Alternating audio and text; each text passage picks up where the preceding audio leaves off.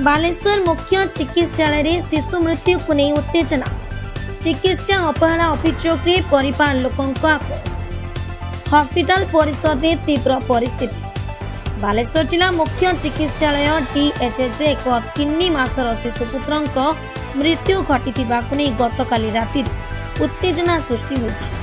मृत शिशु नाम अभिजीत राउल बयस 3 मास जी जलेश्वर थाना अंतर्गत जमालपुर ग्रामर शंभुनाथ राउल बयस 28 और पवित्रा राउल पुत्र परिवार सूत्रु मिलता सूचना अनुसार गतकाली दिन 11टा समय अभिजीत को बालेश्वर DHH रे थिबा शिशु वार्ड रे भर्ती करा जायथिला।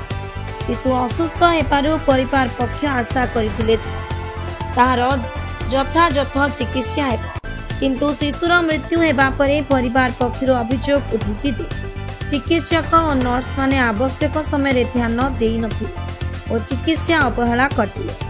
शिशुर मृत्यु परे परिवारजन और आश्रित माने हॉस्पिटल परिसर रे उत्तेजना सृष्टि करथिले। डाक्तर मानक विरोध रे आक्रोश प्रकाश करथिले।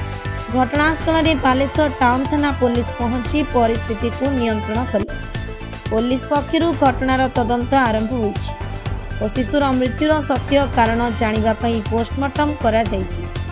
ए घटना को नहीं जिला चिकित्सा व्यवस्था और प्रशासन मध्य चिंतित हो पड़ी। चिकित्सा अवहेला अभियोग दायी अधिकारी विरुद्ध में कठोर पदक्षेप नेबा को परिवार दाबी करिछि।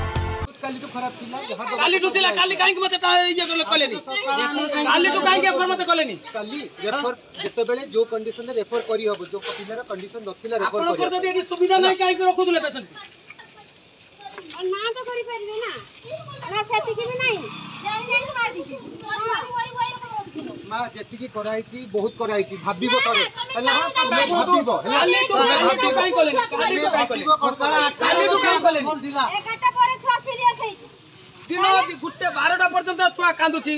ब्यूरो रिपोर्ट भंजदूत खबर।